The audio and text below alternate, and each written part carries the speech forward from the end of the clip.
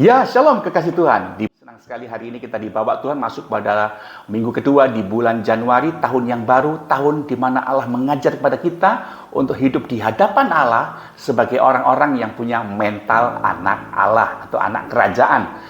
Saya rindu supaya saudara yang hari-hari sedang mengharapkan kepada Tuhan bahwa Tuhan di tahun yang baru ini kalau bisa pekerjaanku lebih baik, rumah tanggaku lebih baik, keuanganku lebih baik, masa depanku lebih baik. Itu tidak salah, tapi alangkah lebih baiknya kita sebagai seorang anak mulai memikirkan apa yang bisa membuat aku hidup di hadapan Bapa di surga lebih baik, pelayananku yang lebih baik, pengabdianku kepada Bapa lebih baik, bahkan cara hidupku di hadapan Bapa dan sesama juga lebih baik. Karena berkat yang Allah berikan buat kita secara lahiriah itu sangat bergantung dengan apa yang kita berikan kepada Bapa di surga terlebih dahulu, lebih baik atau lebih buruk. Kalau Anda punya nota-nota ya dalam kehidupan kita, ya sebagai bentuk catatan-catatan merah yang mungkin menyakitkan hati Bapa di surga, mari kita tutup, karena Bapa kita adalah Bapa yang penuh pengampunan ketika kita minta ampun kepadanya. Kita buka kehidupan baru, bagikan nota-nota kehidupan yang sepertinya akan kita tulisi dengan tinta yang warna biru yang menyenangkan hati Tuhan. Dan saya percaya itu akan membuat hidup kita jauh lebih baik. Kenapa kita harus punya kehidupan seperti itu? Terlebih bagi Anda, seorang hamba Tuhan, diakon-diakones, para pengurus gereja, pelayan Tuhan, pengkhotbah, WL, singer, musisi, dan segala macam, kita perlu belajar melakukan semua bentuk pelayanan kita dengan mental anak. Mental itu apa sih? Mental itu adalah satu bagian di mana berhubungan dengan batin dan watak seseorang yang menjadi gaya hidup setiap hari. Kalau mentalnya mental budak, mentalnya mental hamba, dia kerja asal kerja, dia kerja asal beres, tidak punya tujuan, tidak punya tanggung jawab. Beda kalau mental anak, gaya hidupnya setiap hari, wataknya itu seperti bapaknya. Nah itu dia. Kalau hamba nggak mungkin seperti bapak. Hamba adalah apa yang menurut dalam kehidupannya. Tapi kalau mental anak itu harus nurun daripada DNA bapaknya. Itu makanya Roh Kudus atau Roh Kristus ditaruh Bapa dalam diri kita untuk mengikis mental budak, mental hamba, dikikis habis hidup kita.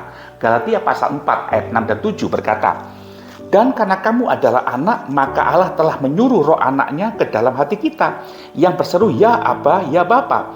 Jadi kamu bukan lagi hamba, melainkan anak. Jikalau kamu anak, maka kamu juga adalah ahli-ahli waris oleh Allah." Ternyata tujuan Allah mengajar hidup kita punya mental anak, itu ternyata kita bisa menjadi ahli waris Allah. Tidak semua anak jadi orang yang punya warisan loh Bapak Ibu. Apa itu ahli waris oleh Allah? Artinya segala sesuatu yang sudah sorga atau Bapa sediakan untuk kita. Bisa bicara itu mujizatnya, terobosannya, percepatannya, kemurahan dan kemudahannya. Dan itu membuat kita sebagai seorang anak makin cinta kepada Tuhan. Kalau engkau diberkati makin jauh daripada Tuhan, engkau diberkati, engkau makin sombong, makin angkuh dan tidak peduli pelayanan, saya khawatir itu bukan berkat dari Tuhan. Kalau berkat dari Tuhan itu membuat Anda punya mental anak makin karib dengan Bapaknya. Itu yang luar biasa. Itu sebabnya saya ngajak Bapak Ibu supaya kita bisa mental anak. Maka Allah menyuruh Roh Kristus, yaitu Roh Kudus, ke dalam hati kita. Kita terus bersyukur loh Bapak Ibu.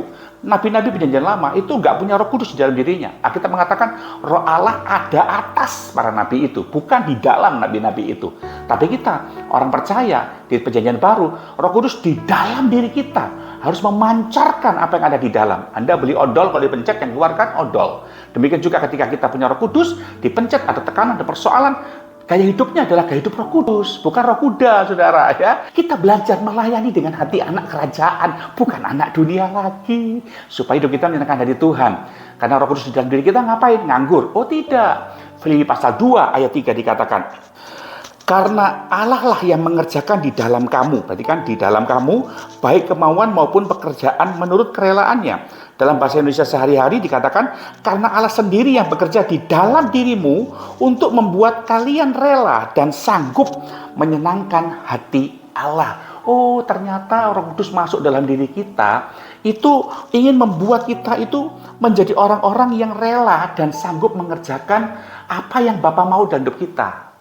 Dia yang menggerakkan hati kita. Apa yang membuat Anda rela dan hidup menyenangkan hati Tuhan? Karena kita mencintai Tuhan. Tambahi cintamu dengan Tuhan lebih baik lagi tahun ini.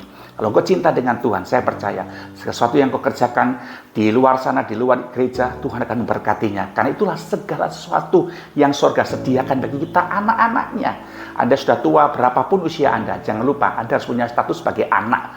Bukan cuma sekedar hamba atau budak, tapi punya mental anak, punya gaya hidup seorang anak kerajaan. Sehingga berapapun usia kita hari ini melayani Tuhan, saya percaya Tuhan akan sanggup disenangkan oleh kehidupan setiap kita. Dan kalau itu terjadi, hidup Anda akan mengalami terobosan, kemudahan, kemurahan daripada Tuhan, dan tentunya engkau makin diperkenan oleh Tuhan.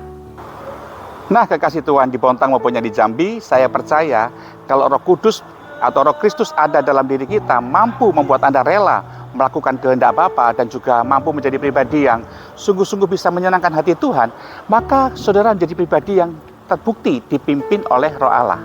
Alkitab saya berkata dalam Roma 8 ayat 14, semua orang yang dipimpin oleh Roh Allah adalah anak-anak Allah. Saya berdoa supaya hari-hari ini saudara menjadi pribadi yang mampu membuktikan bahwa kita adalah anak Allah. Apa bukti Anda anak Allah? Sederhana, hidup Anda dipimpin oleh Roh Allah, bukan kemauan diri sendiri, bukan ego diri sendiri, nggak ngambekan lagi, nggak tersinggungan, tapi punya penundukan diri, punya penurutan, dan demi menyenangkan hati Tuhan, Anda menjadi pribadi yang selalu ada di hati Bapa, yaitu mampu menjadi orang yang rela melakukan apa yang Bapa kehendaki dalam diri kita. Ingat, Yesus sampai mati, tugasnya melakukan kehendak Bapa. Hidupnya sangat tergantung dengan Bapanya. Itu sebabnya kalau Anda menjadi pribadi yang berkemenangan, saya yakin hidup Anda akan terus bagaimana setiap hari berkata, Bapa, aku nggak bisa melangkah hari ini tanpa penyertaan-Mu. Dan saya yakin hidup Anda akan menjadi cermin bayangannya Allah. Dimanapun Anda berada, orang akan melihat Allah dalam dirimu sebagai anak Bapa di sorga. Tuhan memberkati. Doa saya untuk Anda, percayalah hidup Anda akan senantiasa diperkenan oleh Tuhan dan diberi kemampuan untuk hidup melayani Tuhan. Asal engkau mencintai Tuhan dengan segenap hatimu. Tuhan memberkati. Doa saya selalu untuk Anda. Shalom.